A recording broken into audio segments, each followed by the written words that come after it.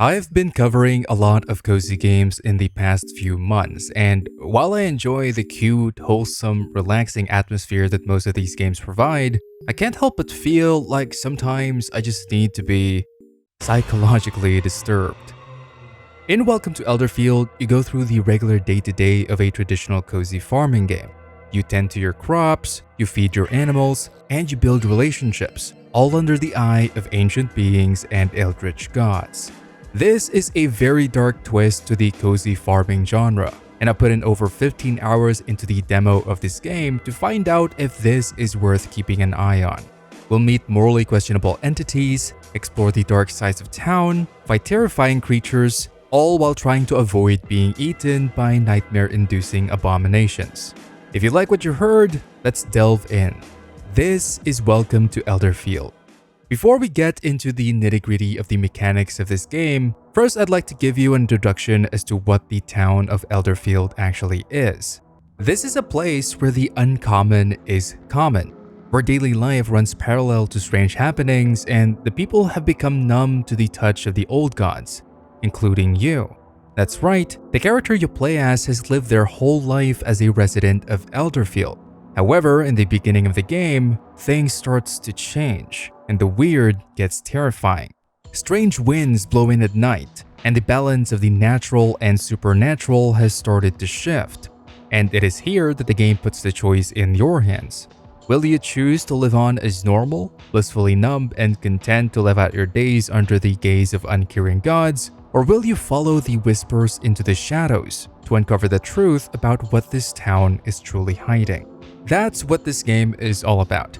As a big fan of horror and cozy games, this dark, eerie atmosphere was exactly what I was looking for when I looked into Graveyard Keeper for the first time. And while I love that game, I've put in over 100 hours into it, it didn't really scratch that specific itch for me.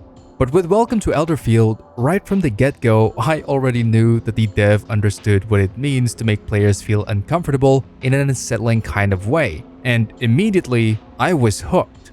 Going back to the game itself, when you first open it, you'll get a variety of difficulty options, because one thing that sets this game aside from the rest of the genre is its RPG-style turn-based combat system, which we'll definitely get into more detail later.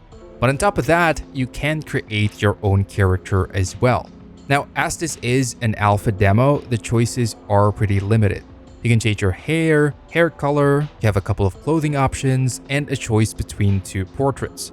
And I know that sounds limited, however, the developer has confirmed that they are planning on adding more character customization options in the future, so hopefully they'll add more portraits as currently there's only a black-haired male and female option. For my playthrough, I chose to go with a basic female character just because I really wanted to lean into that horror atmosphere, and once that was done, you enter the game, play through the intro, and voila, you're in. Let's talk about the gameplay. Despite how dark and gloomy I make the game out to be, the gameplay loop itself is actually very similar to something like Stardew Valley. You can explore the town, meet people, build your relationships, and of course, later on after progressing some quests, you get to unlock your very own farm. But what I love about the way these standard mechanics are handled is how everything has an eldritch twist. The townspeople are weird and twitchy. There's a regular day and night cycle like in most cozy games, but each new moon brings either boons or maladies. Even sleeping can be scary as things can happen at night. You'll have to roll a dice just like in Baldur's Gate 3 and just hope you'll have a restful sleep and nothing pulls you out of your bed. Of course, not sleeping is also an option, but the longer you stay up, the more debuffs you'll get, so eventually you'd have to confront the nighttime.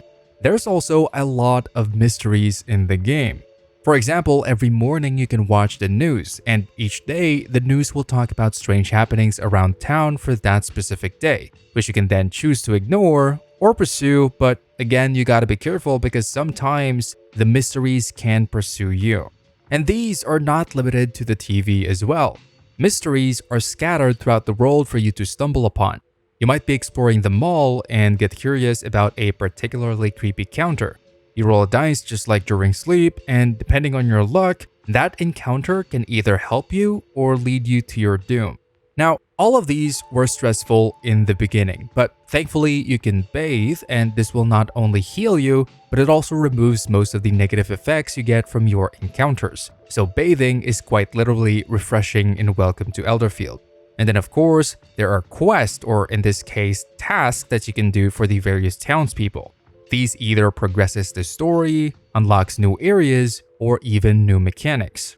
One of the major ones you can unlock pretty early on is farming.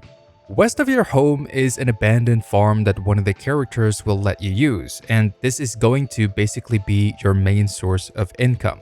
While it works the same way as many other farming games where you buy seeds, plow the soil, plant and then water, there's also the case of the ghost tentacles that have ravaged this farm for far too long. In the beginning, they'll take up most of the plots, and what you'll have to do in order to increase your farmable area is to either buy or find cleansing balms through exploration, combat, or quest rewards. These cleansing balms then cleanses the ghost tentacles, allowing you to plant more crops so you can make more and more money as you expand. It is essentially a progression system for the whole farming mechanic, not only to ease you in, but to also balance the income to spending ratio, as money is pretty easy to come by in this game once you get to the later areas in the demo. Another thing to pay attention to when it comes to farming are taxes. That's right, every 2 weeks, the taxman will come to town rolling in with a mysterious fog. It'll demand payment in crops, which, to be fair, are pretty easy to fulfill. Just make sure not to forget, or else you'll have to deal with the consequences. Sometimes you'll also get various visitors ranging from friendly NPCs like the traveling merchant who will buy specific crops at higher prices to creepier and more malicious horrors which seek to harm you. Now, aside from selling, one other use of the crops you'll be growing is for cooking. And cooking is pretty essential in this game if you're playing on regular or higher difficulties because it restores your health points. But in order to discuss that, first I'll have to show you what the combat is like in Welcome to Elderfield. Before we move forward, I'd like to first thank the sponsor of this video, GAMIVO.com. If you're looking for a place to get your cozy games, including the ones I typically cover like Graveyard Keeper, which I got from here, at the best prices, then GAMIVO is the place to be. They've got a huge selection for all of the major platforms, and to add to that, they've kindly prepared an additional 5% discount for the viewers of the channel. If you head to the link in the pinned comment or the description of this video, it'll take you straight to their website. Pick any game you want, and on the checkout page, make sure to type in code Kaganath to take advantage of the 5% off. In addition, if you want exclusive daily or monthly discounts and VIP access to a 24/7 live chat with their support team, go ahead and sign up for GAMIVO Smart. It comes with everything I mentioned, plus pre-order priority and a free customer protection program. All of that for only about $1 a month. They're also verified in Trustpilot, having great reviews, so you'll know that your purchases are protected. So if you want to get your favorite games at discounted prices while supporting the channel, head on over there with a link down below and make sure not to miss out on the 5% discount with code Kaganath. Let's get back to the video. Firstly, the combat is a traditional turn-based style combat system similar to most JRPGs. And I have a feeling that this is what's gonna make or break this game for a lot of people. How it works is that whenever you trigger a combat encounter, you'll enter this first-person mode where you'll be able to see the monsters you're fighting in all their grisly glory, which, by the way, is very cool, as the monster designs in this game are one of the best I've seen when it comes to capturing that eldritch horror vibe. In combat, both you and the enemies you're fighting get action points, which determine the amount of moves you can make in a turn. And as for your attacks, there's a basic attack, rituals, which are magic spells, and skills, which are the physical equivalent. Aside from that, you and your enemy just basically take turns, exactly like how it is in Pokemon games. Now, where it's unique is in regards to the status effects. 3 of them are regular buffs that increase dodging chance, damage, and defense. But the others are called blessings and curses. Blessings and curses are status effects which can either last only within the encounter as buffs or debuffs, or in some cases if you catch them while you're questing, rolling an unlucky dice, or getting played by the gods, they stack and can last until your next bath. And that bathing mechanic is where a lot of my frustration with the combat system stem from. You see, there are places in this game that you go to which are essentially dungeon-style areas. Places like the mall, which are filled with enemies blocking your path and who will engage you if you try to move past them. And what happened during my early hours was that I would explore the mall, exhaust my resources like food and potions in order to make progress, and when I die, flee, or heal through bathing, my progress resets. Now, I did this a couple of times, getting more and more frustrated as my resources ran dry. I was stuck in that weird phase where I breezed through the early encounters but yet absolutely ran through on my next one. And this is the point where I realized how important gearing is to this game and how combat focused it actually is. And when that mental shift happened and I started grinding materials, crafting better equipment, the progression became good again. However, it straight up pulled me out of the horror atmosphere that the game has worked so hard to build. And that's why I say this might be a make it or break it for some people. The combat system is fun, but it does feel a little out of place. It turns into a numbers game, and what was once scary and intimidating gets whacked in 1 to 2 hits. And here is where the difficulty option is actually relevant, because not only are there multiple options from those who only want to focus on exploration and story to those who want a genuine challenge, but it's also highly customizable as well. And it solves most of the problems I talked about when it comes to the frustrations I had with the progression system. The only feedback I would say is that while you can scale down the difficulty level once you're in the game, you can't scale it back up, and I really wish that you could. Just give the control in the hands of the player, because when I saw that I can't scale it back up, I just grit my teeth and went into grinding mode, which, like I said earlier, is what pulled me out of my immersion. Another thing is the fleeing mechanic. Bathing, dying, and fleeing all resets the enemy encounters, and I just don't get it. Fleeing already requires a successful dice roll, but they still get punished the same way as dying, so why flee in the first place? It's needless punishment, and I would say it'll probably feel a lot better if a player gets rewarded with the opportunity to restock without losing their progression if they successfully flee a lost encounter. So yeah, that's the combat system. If you feel like that's too much for a cozy horror experience, I would personally go down to easy or even peaceful on a first playthrough. I didn't because I was stubborn and prideful, but it'll probably be a smoother experience progression-wise. Now, aside from exploration, questing, and combat, what other stuff can you actually do in this game? Well, like I mentioned earlier, there is crafting in this game, both gear-wise, which can be done at the workshop, and there's also crafting in regards to your farm. This is where it goes back to that Stardew Valley style farming progression system, where by utilizing your workbench, you craft a bunch of machines to process your raw materials, and through these you can, for example, automate watering by doing rain rituals, create effigies to buff your farm, make scarecrows to keep your crops safe, or just make a bunch of decorations. In order to get the materials for this, you can either forage while doing your exploration, chop wood, explore the various mines, plant specific crops, or loot enemies. Another feature that is adjacent to farming is actually animal husbandry. After progressing through certain quests, you'll be able to unlock the ranch north of your farm. You can get multiple coops or barns built and then purchase animals which can provide you with produce.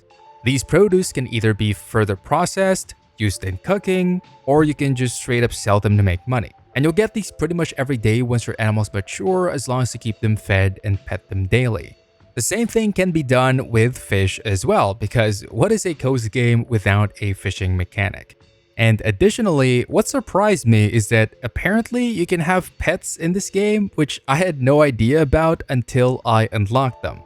So here's my little tentacle pet named the Emperor just wiggling around at the ranch. Aside from that, you can also decorate your farm, ranch, or home, although to be honest, I haven't really gotten to doing that yet, but the system and the decorations are there. And of course, there are plans to add more ways to personalize your game in the future. Now, would I recommend this game at its current state? Surprisingly, yes. This alpha demo is so promising that I didn't even realize I put in over 15 hours into it already. I was expecting this demo to only last about 2 hours long, but as you can see, it had way more content than I expected. And despite the flaws that I mentioned regarding the combat, which is really more of a personal preference thing, I would still add this to my wish list and keep an eye out on its development. If the devs can keep their momentum going and keep the same quality or exceed it throughout all the upcoming content, then I reckon Welcome to Elderfield will have a great chance at positioning itself as the dark cozy game to play. Speaking of the upcoming, here's what we have regarding future updates. From what I can gather, the northern part of the town has already been implemented and is available for testing for the game's Patreon supporters. It includes various new areas like the Old Woods, which is the second available dungeon similar to the mall, the police station, which can secure dangerous places like the mall or the sewers in exchange for police vouchers, which are already in the game. There's a bunch of new shops like the furniture shop, new buildings to explore like the Greystone Estate area, as well as of course added characters, quests, a job board, and more mysteries. Oh, and there's a new romanceable character as well named Blorf who chills in the sewers if that's something you might be into. So yeah, that's Welcome to Elderfield. A massive shout out to Villain in Glasses, currently our only member in the Paladin Regalia tier, the highest level of support for the channel. And of course, a huge thank you to the rest of our patrons and YouTube members as well. If you enjoyed the video and would like to support the channel, please feel free to join either the Patreon or the YouTube membership for exclusive content, shoutouts at the end of the video, and early access to the upcoming ones I make. Otherwise, a simple like and subscribe are more than enough to help. I'll see you guys next time. Bye bye.